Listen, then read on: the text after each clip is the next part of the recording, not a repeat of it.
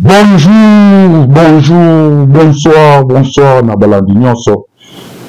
Voilà, voix Céleste Télévision, Mbote Nabino Mbote, Bozali, et belé, partout dans le monde, vous avez un par la voie internet. Au niveau États-Unis, la piscine, sont Mbote, Ska Bozali.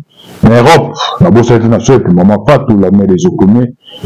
La pression Mbote, na Libota Mobimba, Bozana, Asie, Océanie, en Afrique, sans oublier en République démocratique du Congo. C'est toujours votre humble serviteur, Moïse Mao Kantiba, Nemiso Bolingaka. Toloba, mais c'est un côté Sabino, actualité politique. En temps réel, Bato, Zawapi, Tozo Kinde, Wapi, Peto Kosuka, Wapi. Mais ça, de quoi, c'est ma caméra. Armand Leboga, c'est ma caméra, na PCMbo de Skazali. La bosse a été de Alvide, elle est signaturelle, c'est beaucoup la petite moment de Masseran de Toba, toujours. Lola, Ezako Futa, Sima Tokoloba, Zambe Aboe, Tokozoe, Lisusu, Wapi, Tokozoe, Lisusu, Wapi. Vous priez ma casse pour la RDC, vous priez ma casse biso ndetro ba toujours mboka oyo soki nzamba zate me mboka ezalité pesi mbote na papa Jean Robert Njibu na pesi na bandeko nyonso oyo bazola kolanda biso lelo toye mpona kopesa décryptage ya actualité biso oza bango na kati ya maso tobimi na mokili toyaka mpona kopartage biso na bino tokolobela deux points d'actualité. Premier point, après échec qui a rendez-vous dans le 15 décembre à Londres, nous Salema. Deuxième point, la déclaration à Mwana Museveni. Mwana Museveni a sa déclaration. La carte de déclaration, tu n'as pas qu'on a profondeur, tout ça, la décryptage. Mais un peu pour pousser ma musique pour analyser, pour comprendre ni les batailles si ma déclaration mon amour Museveni. Troisième point, ce qui mérite de permettre Joseph Kabila, Moïse Katumbi, tête à tête na Addis Abeba. Addis Abeba. Dans Nairobi, c'est ça, Nairobi. Na Kenya, Joseph Kabila, Moïse Katumbi, tête à tête, Boheba, 3 points auto-partagés, plus à Bino et Mwana, à moins que 30 minutes en Ezala, vidété. Plein de choses d'abord, tu bandis dans ma Kambetalia. Après, pour parler, après, chèque qui a rendez-vous le 15, qu'est-ce qui va se passer? L'autre fois, on a deux options où il y a une carte à table. La carte à deux options, on a pour l'instant, ils ont 3 options.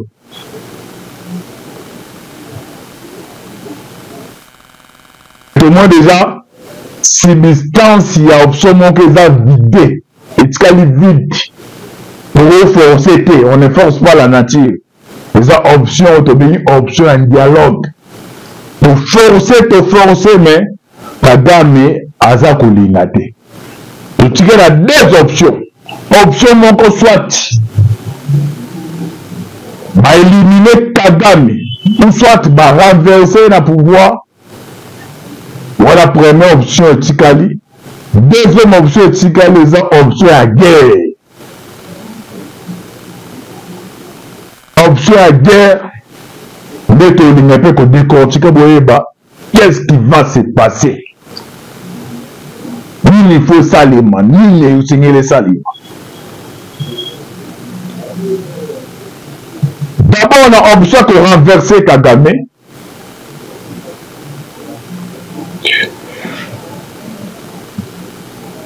Nous avons balancé le bino. Nini et ça aussi passé dans la carte à RDF dans l'armée à Rwanda. Vous êtes très attentif, Bolanda. Comme ça, Tokozonga, Ton incapable d'expliquer une option à guerre. Ton expliquer une option à guerre. Et pour ça, les mains, Dengeni. Nazote ya bino odeba na kati ya armée ya Kigali, qu'est-ce qui se passe? Ni les a se passé na armée ya Rwanda. Bolanda audio très attentif. Après de continuer.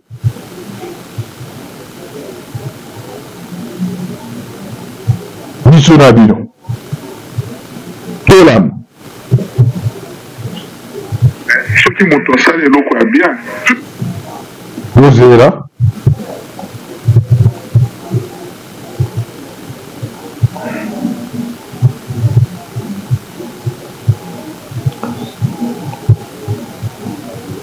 Ok, Tolam. Quelle est la raison de l'absence de Paul Kagame à Luanda? Nous pouvons analyser plusieurs raisons qui peuvent faire que Paul Kagame ne peut pas venir à Luanda ou même il n'est pas venu. Donc, parce qu'ils ont désactivé WhatsApp pour un dérangement comme ça, tu continues pour donner un biseau à bande Tolam. Quelle est la raison de l'absence de Paul Kagame à Luanda? Nous pouvons analyser plusieurs raisons qui peuvent faire que Paul Kagame ne peut pas venir à Luanda ou même il n'est pas venu. Donc vous voyez vous-même la tripartite annulée à Luanda. Pourquoi? Parce que Kagame absent. Le sommet a été réduit à un bilatéral entre Tshisekedi et Lorenzo. Ils ont parlé de quoi? On ne sait pas, nous attendons le rapport de ceux qui ont été à la réunion et on veut nous dire de quoi ils ont parlé. Mais au moins, d'abord la première chose, c'est que c'est une chose positive pour la RDC. Je sais que Kagame va avancer des raisons qui sont généralement fausses. Une raison positive pour la RDC, parce que la RDC avait déjà montré plusieurs fois dans toutes les réunions pour dire que non, voilà, nous avons la bonne volonté, mais c'est notre voisin qui n'a pas la bonne volonté parce qu'il ment, il ne dit jamais la vérité, il peut signer aujourd'hui, il change et tout ça. Il fallait qu'on arrive avec ça sur la communauté internationale qui croyait beaucoup que c'était la RDC qui était en train de bloquer les histoires. Et maintenant voilà, nous sommes là et Kagame n'est pas venu. Une très bonne raison de plus pour nous dire que non, voilà, soit Kagame a pris une décision de s'engager militairement et qu'il n'est pas prêt à quitter la RDC pour le moment, ou soit il craint pour sa sécurité. Peut-être qu'on lui a dit que dès que tu quittes la capitale, derrière toi, il peut y avoir un coup d'État. Parce qu'actuellement, je ne sais pas si vous avez appris, il y a un trouble terrible au sein de l'armée de Kagame. Il a pris ses enfants, il les a mis sur l'état-major, l'autre sur les finances et l'autre sur tous les postes clés du gouvernement.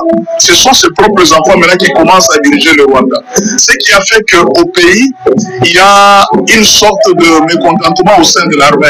Peut-être que Kagame craint que s'il quitte le pays pour le moment, peut-être derrière lui, il risque d'avoir un coup d'État. Peut-être qu'il a été informé de ça, on ne sait pas. Mais ce qu'on sait, ce qui est au moins très sûr, la chose la plus sûre, c'est que Kagame n'est pas prêt à quitter la RDC pour le moment. Et que c'est lui qui avait dit que ce n'est pas le langage de la force que Kagame pourra quitter la RDC. Peut-être qu'il avait raison.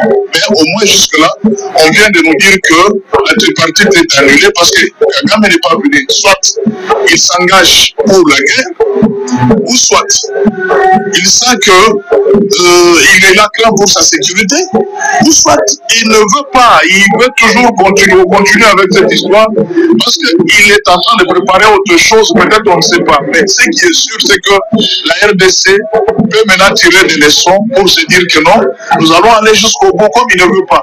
Par où encore nous allons partir? Par où encore nous allons passer? Il n'y a plus notre voie.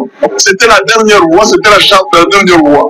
On ne sait pas, mais nous sommes là, que jusque-là nous sommes dans une très bonne position. Espérons que nous allons prendre maintenant de très bonnes options pour aller jusqu'au bout avec cette guerre. Merci beaucoup à notre...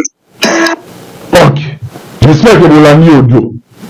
Soit Kagame a s'engagé dans la guerre, Nielo a goûté dans RDC tellement l'équipe qui toko, a ou soit aza ko craindre, aza ko banga pour la sécurité na boyoki, a du mwana na ya tie na finance ya Rwanda, azwi mwana atie na tête ya état major baposte que nyonso ya Rwanda azwi atie bana na ye na mouvement oyo eza na kati ya armée azobanga soki ayaki kude to kobeta masina.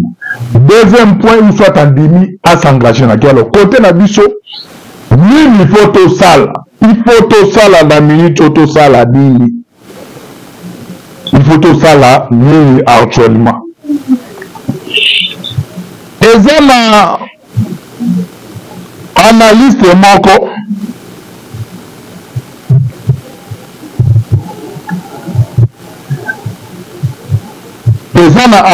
moko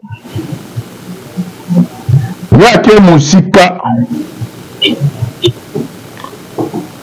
alobi boye alobi qui veut la paix prépare la guerre.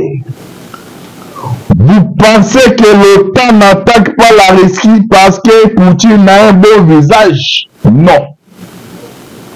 C'est parce que Poutine a une armée et des armes qui font peur. L'OTAN a attaqué Poutine, il récitait parce que Poutine a quitté côté.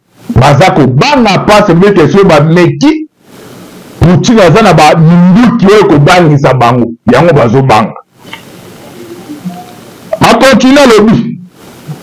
Vous pensez que les fourmis rouges de l'armée chinoise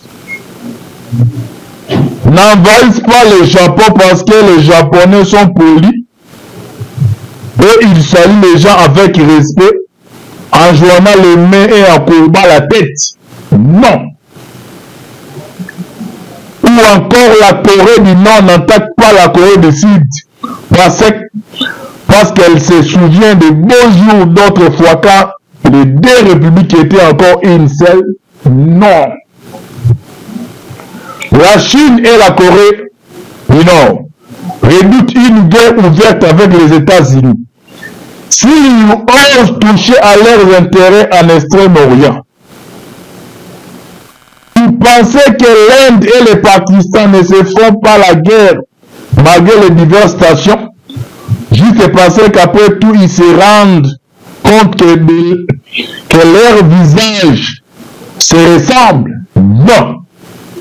C'est plutôt parce que l'un respecte la force, les armes dangereuses que possède l'autre. Du coup, il mesure le potentiel dégâts et renonce à se faire la guerre. Il n'y a que nous, Congolais, qui pensons que la diplomatie sans force de frappe redoutable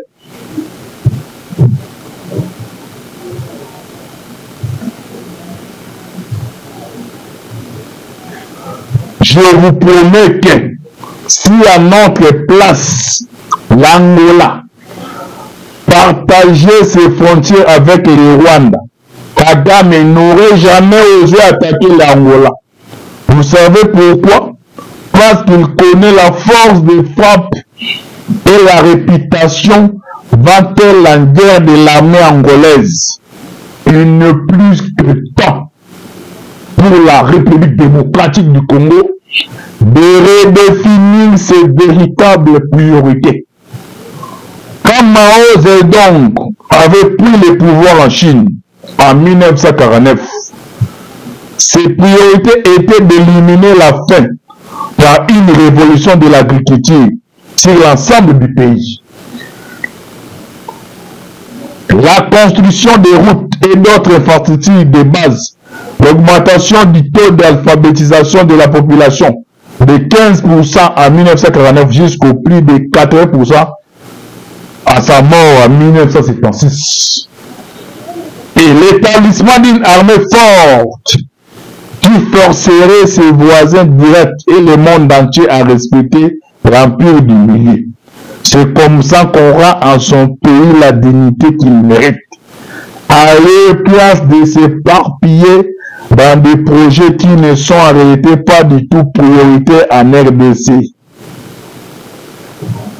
Wana eza analyste moko a continué à te musika. Pourquoi na otanga ba message ne oyo? Mathieu Kino Bandeko. Et ça pour la même la mémoire bandeko musu ba comprendre te. Ake musika lobi boy. Mandela, Nelson Mandela. Nelson Mandela à l'Obaboui. On ne dialogue pas éternellement avec un adversaire qui ne comprend que le langage de la force. On ne dialogue pas éternellement avec un adversaire qui ne comprend que le langage de la force. Balupaka kosolate pour na libela na moto oya limite ayoka akam liloba langage na lingala koloba nani ayoka akam munoko ya makasi ya bitumba eza nesi bakatami wana. Mandela ke musika loyibo. Ça ne sert à rien de continuer à dialoguer avec un gouvernement dont le seul langage est d'attaquer sauvagement des citoyens dans la main et sans défense, disait Nelson Mandela. Le moment où il avait compris qu'il fallait à un moment donné parler le langage de la guerre pour équilibrer, on a la citation au Tangré Binoya. Nelson Mandela, icône. Donc, pour l'instant, priorité à toutes les priorités. Il faut tout ça, le langage, il y a des doutes.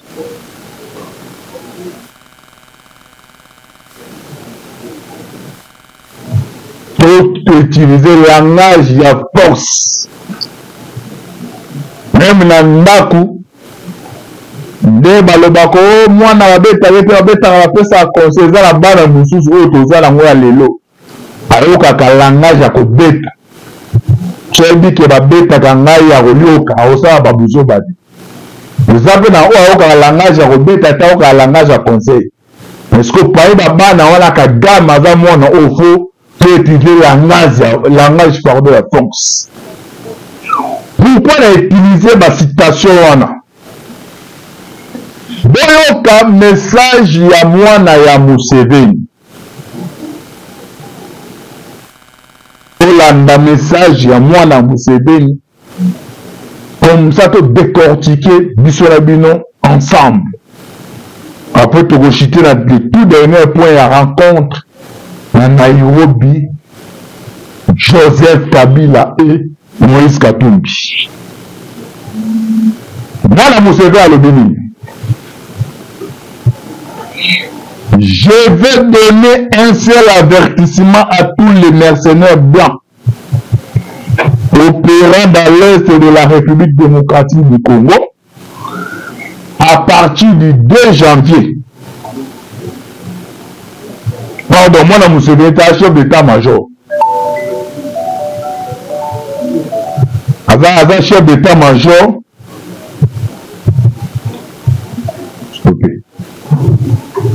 donc chef d'état-major à Ouganda, je vais donner un seul avertissement à tous les mercenaires blancs opérant dans l'est de la RDC à partir du 2 janvier 2025.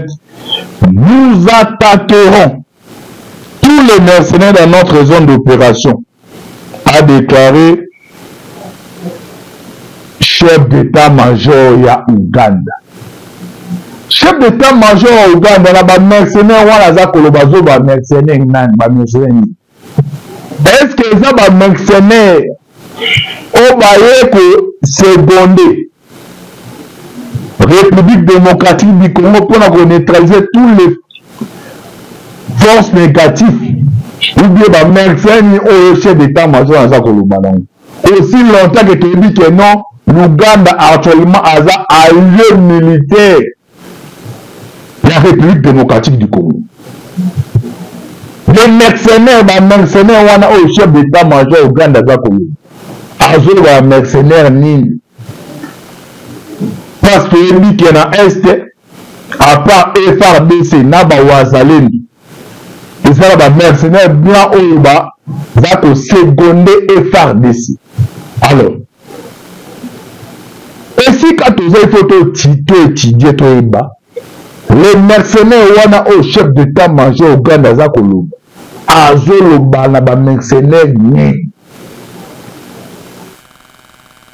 ikosenga maintenant na République démocratique du Congo na chef d'état-major na biso Christian Chiwewe a se rapprocher aluka akutana ou bien a téléphoner chef d'état-major après ça ba précision est claire pour soit Fati a téléphoné Museveni pour naie ba déclaration chef d'état-major zo ba mercenaire wana ba mercenaire ni azo le bakeno le 2 janvier il faut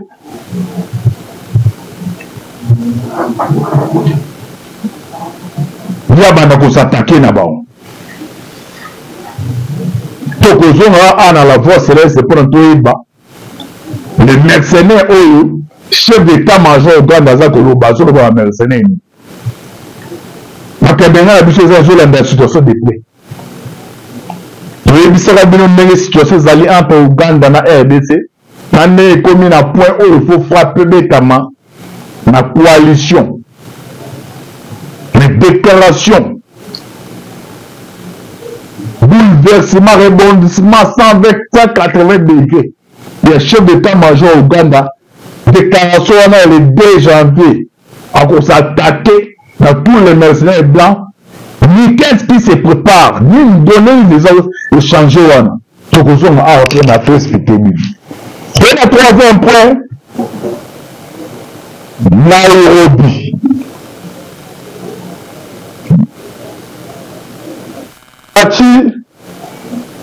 Na Kamere après trahison esalemaki na Genève bayaki na Nairobi basali coalition cash oyo eminaki bao na pouvoir. Moïse Katumbi azalaki na Europe akutana ba diplomate européen ayebisi bango il faut basala na lombangu basala bautiliser tous les moyens oyo ezali possible mpona koempêcher Tshisekedi a réviser ou bien changer constitution. Badiplomate wana européen bapesaki bagaranti kena tokosala yango on va la pêcher na bamoyen nyonso. Moïse Katumbi omonaka bandeko aza na bakare minier oyo ya ye oyo atekelaka baeuropéen wana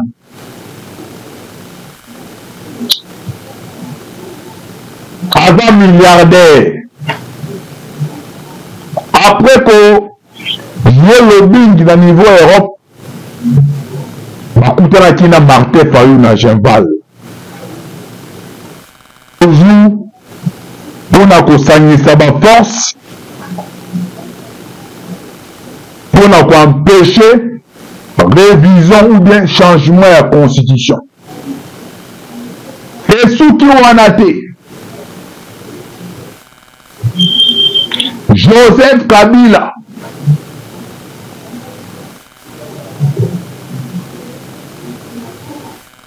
a téléphoné Katumbi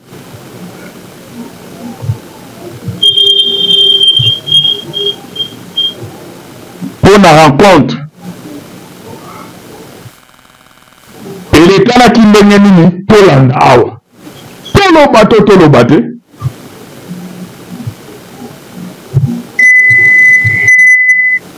tolanda awa oyeba elekanaki ndenge nini.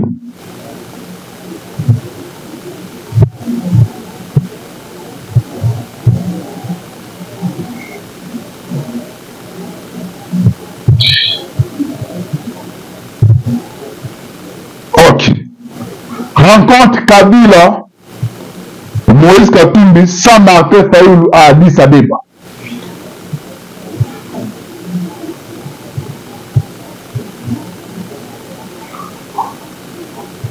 Martin Fayoulou était convié à prendre également part à cette rencontre. Mais le président Fayoulou a jugé opportune une telle réunion. Mener d'abord les actions citoyennes contre la révision ou les changements intempestifs de la Constitution avant d'envisager plus tard une réunion entre les filles et fils du pays. Si les délégués d'ensemble du FCC sont déjà présents à Addis Abeba, ce n'est pas cependant le cas de Fayoulou. Du coup, la rencontre Joseph Kabila Katumbi passe pour une mince de deux leaders katangais plutôt qu'un rendez-vous de l'opposition. Wana, information, c'est mise à Pessi. Toc. Rencontre à Addis Abeba, Joseph Kabila, Moïse Katumbi. Pour finaliser rencontre à Nairobi. But ya rencontre en ligne. Bazo sangisa ba force na bango.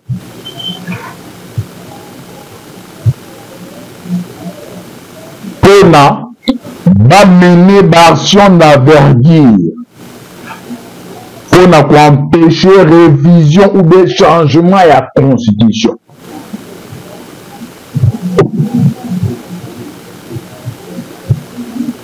Katumbi c'est un milliardaire, Kabila c'est un milliardaire. Les bazo sangisa ba force wana. Na banjo tozo nango oyo. Notre pire ennemi Kagame. Azo sala ba manœuvre moko dilatoire pour déstabiliser la République démocratique du Congo. Mais préoccupation, priorité ya Kabila. Attaque ancien chef d'État. Les autres ont tapé ça, makanisi na epona avancement et situation qui s'est passé dans l'Est, côté wana zali baba. Mais pour la Kabila, priorité na ils ont consacré la libanda, côté la stratégie, côté bon voyage, pour mener l'action d'envergure. Pour la makambo etali ya modification ya constitution et constitution et moga prévoir ba modifier la conclusion ba de konanga to conclure en grosso modo to conclure ngana ko senga na ba congolais de tout bord ce qui nous unit est plus fort que ceux qui nous divisent. Paul Kagame est en difficulté. A fallu fuir à Mahomet na Rwanda. Biso ba Congo to profiter na ngonga oyo. Ba guerre na biso et ko sale m'a pris. Na minute de vance la carte ya ring. Déjà à diversion toujours mundanae à quel accord voter à combat boss non ce qui a cheval adversaire deuxième à quel accord c'est gagné quoi à KO mais aussi maillé aux hommes sont vraiment quoi à KO to contre du Tumba au quoi cheval tient au quoi à KO les situations nous avons actuellement Paul Kagame est en difficulté. Donc, rencontre les 15 ans en défaveur na biso moko ezali na avantage na biso. Yango na tolo batuto batete comprendre qui na lombangu ko yebisa bino que non faut faire ça nini ateni. Le précipitation raison comme Kagame a dit que non rencontre wana eza défaveur na ya boykoki parce que ça na ba accord prometaki na ba membre M23. Tokozwa Goma So bozu Goma, tu sais que la ondima ko négocier au moins kabianda bando sale. Vous en quatre gouvernement, vous en quatre armée, comme ça vous aurez des formations de continuer infiltration. Yo ko oza naza letina oko en général. Mon kunda bato ba promesse nyonso wana yo gérer minité carré minité yo gérer bo gérer. Parce que nyonso wana Kagame osa atali que nous sommes ndimi ko poser signature na ye. Ils ont une autre trésor trahi dans un métaux. Comme bazaba civil et bazaba militaire bazaba civilité. Si mon bébé soldat ati atomoka kanani na mondo les bakozonga na wana amena ndenge zabwe contenant su bana na ebolandi odwa su bana tie bango l'état major tie mon na finance ba tie na poste clé et poser no ba problème isana ba bruit de botte za kolubana niveau ya wana skota so un veto ba zongeli nga osu ils ont autre trahison il y a moi boy coquine. Alors niveau makambo ezali osenga na biso ba congolais total atiseke ete comme motoyi de pes total comme bien mutu pour l'instant mutaza na signature engagé la république nous a moto opposition nous a moto ya majorité nous a moto société civile tout se composer tout s'engagent ensemble pour l'intérêt commun pour tia hors d'état de nuire le sanguinaire Paul Kagame. Après tout kozonga to continuer la divergence na biso. On a qui awa la voie céleste pour partager autour nango. Bandeko babenaki tozozela ba bonne année. Toza en fin de l'année. La voie céleste tout le bateau va rendre bino service. Tous abonnés na bino et kozala bien makasi. Ça battre la bino c'est toujours un de serviteur. Moïse Maoka affaire à suivre. Ciao.